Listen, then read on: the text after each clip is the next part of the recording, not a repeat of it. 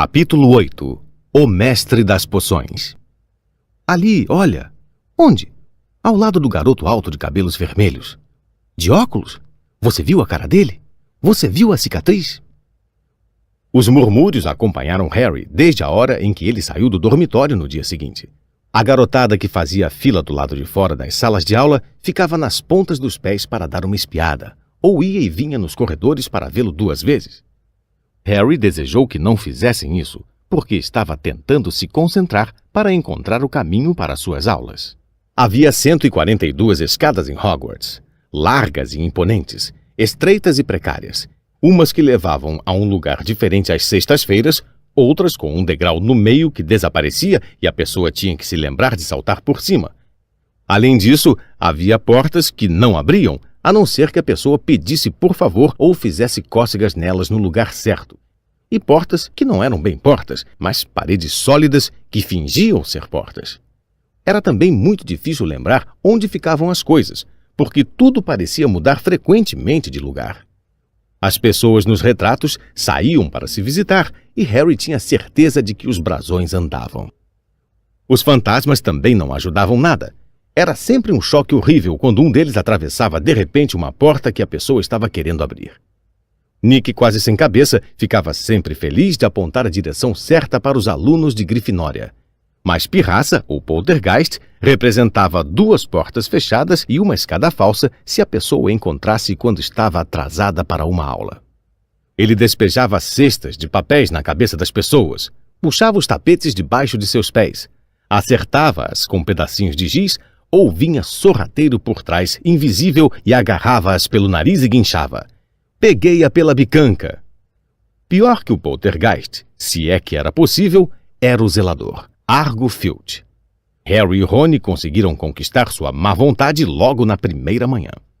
Filch encontrou-os tentando forçar caminho por uma porta que, por azar, era a entrada para o corredor proibido no 3º andar.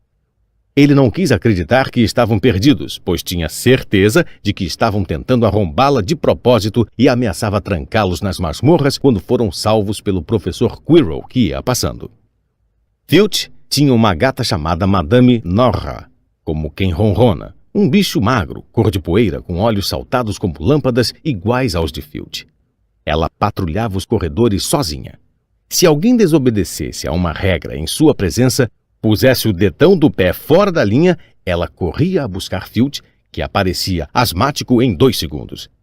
Filch conhecia as passagens secretas da escola melhor do que ninguém, exceto talvez os gêmeos Weasley, e podia surgir de repente como um fantasma. Os estudantes a detestavam e a ambição mais desejada de muitos era dar um bom pontapé em Madame Norra. Além disso, quando a pessoa conseguia encontrar o caminho das salas, havia as aulas em si. Mágica era muito mais do que sacudir a varinha e dizer meia dúzia de palavras engraçadas, como Harry logo descobriu.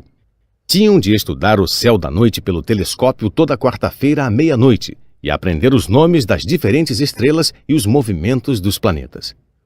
3 vezes por semana, iam para as estufas de plantas atrás do castelo para estudar herbologia com uma bruxa baixa e gorda chamada Professora Sprout, com quem aprendiam como cuidar de todas as plantas e fungos estranhos e descobriam para que eram usados.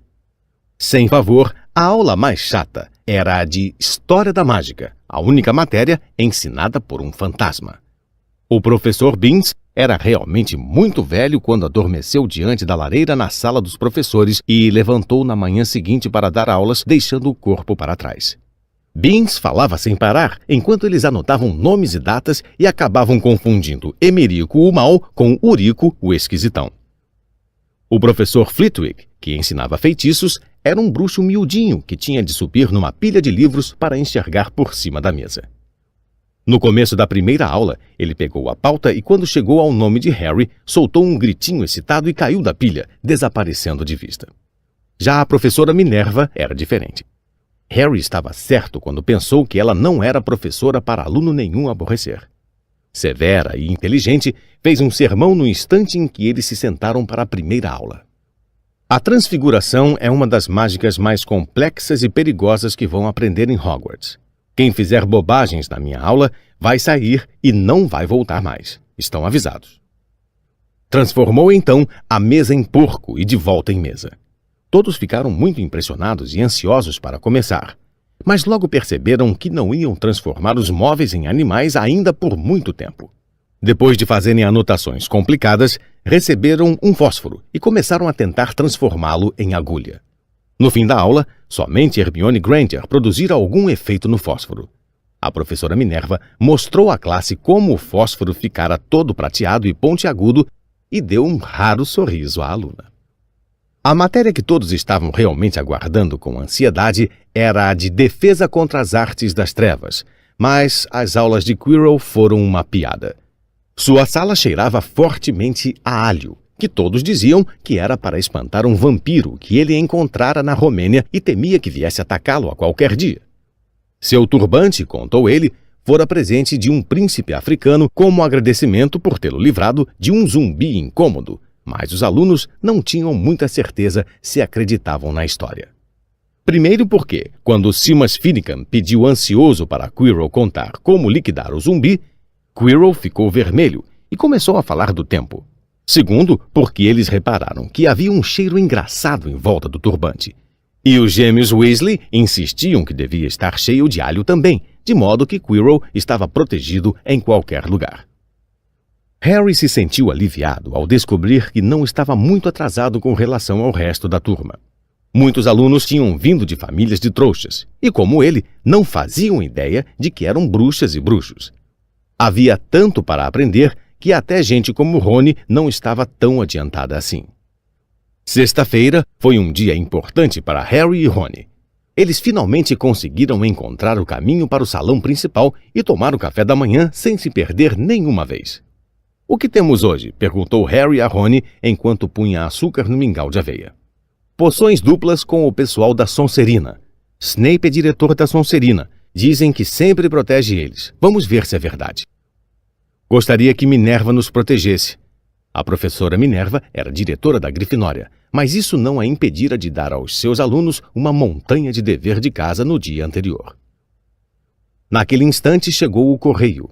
Harry agora já se acostumara com isso, mas levaram um susto na primeira manhã quando centenas de corujas entraram de repente no salão principal durante o café da manhã, circulando as mesas até verem seus donos e deixarem cair as cartas e pacotes no colo deles.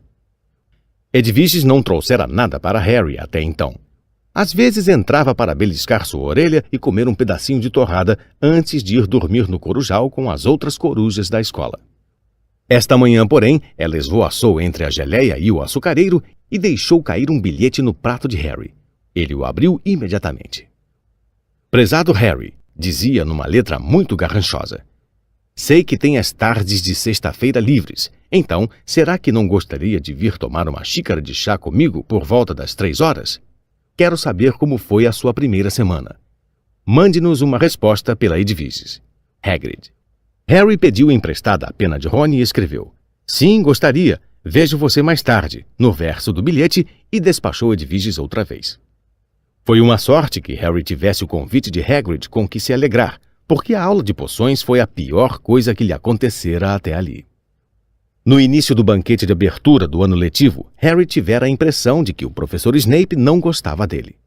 No final da primeira aula de poções, ele viu que se enganara. Não era bem que Snape não gostava de Harry. Ele o odiava. A aula de poções foi em uma das masmorras. Era mais frio ali do que na parte social do castelo e teria dado arrepios, mesmo sem os animais embalsamados flutuando em frascos de vidro nas paredes à volta. Snape, como Flitwick, começou a aula fazendo a chamada, e como Flitwick, ele parou no nome de Harry. "Ah, sim", disse baixinho, "Harry Potter. A nossa nova celebridade." Draco Malfoy e seus amigos Crabbe e Goyle deram risadinhas escondendo a boca com as mãos. Snape terminou a chamada e encarou a classe. Seus olhos eram negros como os de Hagrid, mas não tinham o calor dos de Hagrid. Eram frios e vazios e lembravam túneis escuros. "Vocês estão aqui para aprender a ciência sutil e a arte exata do preparo de poções", começou. Falava pouco acima de um sussurro, mas eles não perderam nenhuma palavra. Como a professora Minerva, Snape tinha o dom de manter uma classe silenciosa sem esforço. Como aqui não fazemos gestos tolos, muitos de vocês podem pensar que isto não é mágica. Não espero que vocês realmente entendam a beleza de um caldeirão cozinhando em fogo lento, com a fumaça a tremeluzir. O delicado poder dos líquidos que fluem pelas veias humanas e enfeitiçam a mente, confundem os sentidos. Posso ensinar-lhes a engarrafar fama, a cozinhar glória, até a zumbificar, se não forem o bando de cabeças ocas que geralmente me mandam ensinar. Mais silêncio seguiu-se a esse pequeno discurso. Harry e Rony se entreolharam com as sobrancelhas erguidas. Hermione Granger estava sentada na beiradinha da cadeira e parecia desesperada para começar a provar que não era uma cabeça oca. Potter, disse Snape de repente, o que eu obteria se adicionasse raiz de asfódelo em pó a uma infusão de losna? Raiz do quê em pó a uma infusão do quê? Harry olhou para Rony, que parecia tão embatucado quanto ele. A mão de Hermione se ergueu no ar. Não sei, não, senhor, disse Harry. A boca de Snape se contorceu num riso de desdém. A fama, pelo visto, não é tudo. E não deu atenção à mão de Hermione. Vamos tentar outra vez, Potter. Se eu lhe pedisse, onde você iria buscar Bezoar? Hermione esticou a mão no ar o mais alto que pôde sem se levantar da cadeira. Mas Harry não tinha a menor ideia do que fosse Bezoar. Tentou não olhar para Malfoy, Crabbe e Goyle, que se sacudiam de tanto rir. Não sei, não, senhor. Achou que não precisava abrir os livros antes de vir, hein, Potter? Harry fez força para continuar olhando diretamente para aqueles olhos frios. Folheara os livros na casa dos Dursley. Mas será que Snape esperava que ele se lembrasse de tudo que vira em 1000 ervas e fungos mágicos? Snape continuava a desprezar a mão trêmula de Hermione. Qual é a diferença, Potter, entre acônito licóctono e acônito lapelo? Ao ouvir isso, Hermione se levantou, a mão esticada em direção ao teto da masmorra. Não sei, disse Harry em voz baixa, mas acho que Hermione sabe. Por que o senhor não pergunta a ela? Alguns garotos riram. Os olhos de Harry encontraram os de Simas e este deu uma piscadela. Snape, porém, não gostou. Sente-se, disse com rispidez a Hermione. Para sua informação, Potter, Asfódelo e Losna produzem uma poção para adormecer tão forte que é conhecida como a poção do morto-vivo. O Bezoar é uma pedra tirada do estômago da cabra e pode salvá-lo da maioria dos venenos. Quanto aos 2 acônitos, são plantas do mesmo gênero botânico. Então, por que não estão copiando o que estou dizendo?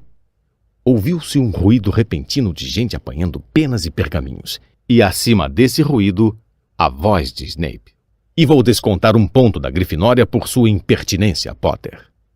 As coisas não melhoraram para os alunos da Grifinória na continuação da aula de poções. Snape separou-os aos pares e mandou-os misturar uma poção simples para curar furúnculos.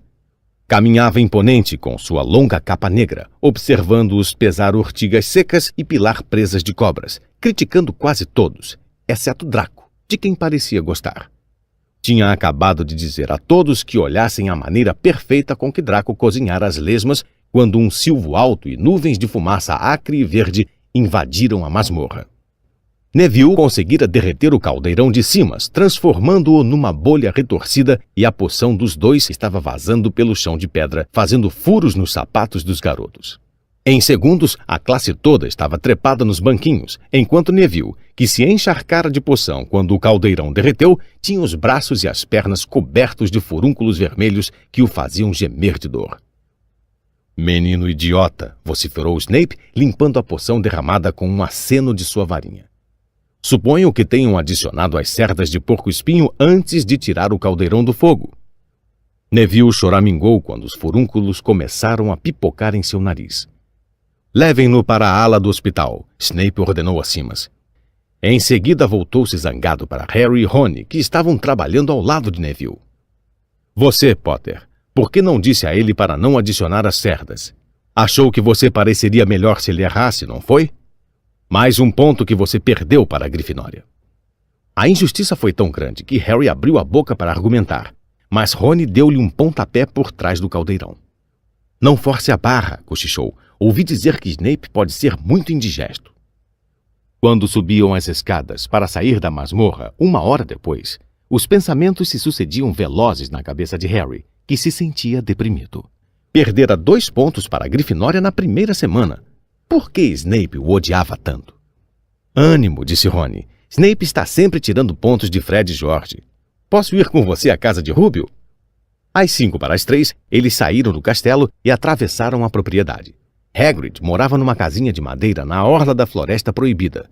Uma besta e um par de galochas estavam à porta da casa. Quando Harry bateu à porta, eles ouviram uma correria frenética e latidos ferozes. Depois, a voz de Hagrid dizendo: "Para trás, canino! Atrás!" A cara barbuda de Hagrid apareceu na fresta quando a porta se abriu. "Espere aí! Para trás, canino!" Ele os fez entrar, lutando para segurar com firmeza a coleira de um enorme cão de caçar javalis. Havia apenas um aposento na casa. Presuntos e fazões pendiam no teto, uma chaleira de cobre fervia ao fogão e a um canto havia uma cama maciça coberta com uma colcha de retalhos. "Estejam à vontade", falou Hagrid, soltando o canino, que pulou imediatamente para cima de Rony e começou a lamber-lhe as orelhas. Como Hagrid, parecia óbvio que Canino não era tão feroz quanto se esperava. "Este é o Rony", Harry disse a Hagrid, que fora despejar água fervendo num grande bule de chá e arrumar biscoitos num prato. "Mais um Weasley, hein?" exclamou Hagrid vendo as sardas de Rony. "Passei metade da vida expulsando seus irmãos da floresta." Os biscoitos quase quebraram os dentes deles, mas Harry e Rony fingiram gostar e contaram a Hagrid como tinham sido as primeiras aulas. Canino descansou a cabeça no colo de Harry e cobriu as vestes dele de baba. Harry e Rony ficaram contentes de ouvir Hagrid chamar Filch de guitarra velha. "Quanto àquela gata, Madame Norra, às vezes eu tenho vontade de apresentar o Canino a ela. Sabe que todas as vezes que vou até a escola, ela me segue por toda a parte? Não consigo me livrar da gata. É Filch que manda ela fazer isso." Harry contou a Hagrid a aula de Snape. Hagrid, como Rony, disse a Harry que não se preocupasse, que Snape não gostava praticamente de nenhum aluno. "Mas ele parecia que realmente me odiava." "Bobagem, por que o odiaria?" Mas Harry não pôde deixar de pensar que Hagrid evitou encará-lo quando disse isso. "Como vai seu irmão Carlinhos?" perguntou Hagrid a Rony. "Eu gostava muito dele, tinha muito jeito com animais." Harry se perguntou se Hagrid teria mudado de assunto de propósito. Enquanto Rony contava tudo sobre o trabalho de Carlinhos com dragões, Harry apanhou um pedaço de papel que estava na mesa sob o abafador de chá. Era uma notícia recortada do Profeta Diário. O caso Gringotts. Prosseguem as investigações sobre o arrombamento de Gringotts, ocorrido em 31 de julho, que se acredita ter sido trabalho de bruxos e bruxas das trevas desconhecidos. Os duendes de Gringotts insistiam hoje que nada foi roubado. O cofre aberto, na realidade, fora esvaziado mais cedo naquele dia. "Mas não vamos dizer o que havia dentro para que ninguém se meta, se tiver juízo", disse um porta-voz esta tarde. Harry lembrou-se que Rony lhe contara no trem que alguém tentara roubar Gringotts, mas não mencionara a data. "Rúbio", exclamou Harry, "aquele arrombamento de Gringotts aconteceu no dia do meu aniversário. Talvez estivesse acontecendo enquanto a gente estava lá." Não havia a menor dúvida. Desta vez, Hagrid decididamente evitara encarar Harry. Resmungou alguma coisa e lhe ofereceu mais um biscoito. Harry releu a notícia. O cofre aberto, na realidade, fora esvaziado mais cedo naquele dia. Hagrid esvaziara o cofre 713. Se é que se podia chamar esvaziar, alguém levar aquele pacotinho encalombado. Seria aquilo que os ladrões estavam procurando? Quando Harry e Rony voltaram ao castelo para jantar, tinham os bolsos pesados com os biscoitos que a educação os impedira de recusar. Harry pensou que nenhuma das aulas a que assistira até ali tinha lhe dado tanto o que pensar quanto o chá com Rúbio Hagrid. Será que Hagrid tinha apanhado o pacote bem na hora? Onde estava o pacote agora? Será que ele sabia alguma coisa de Snape que não queria contar a Harry?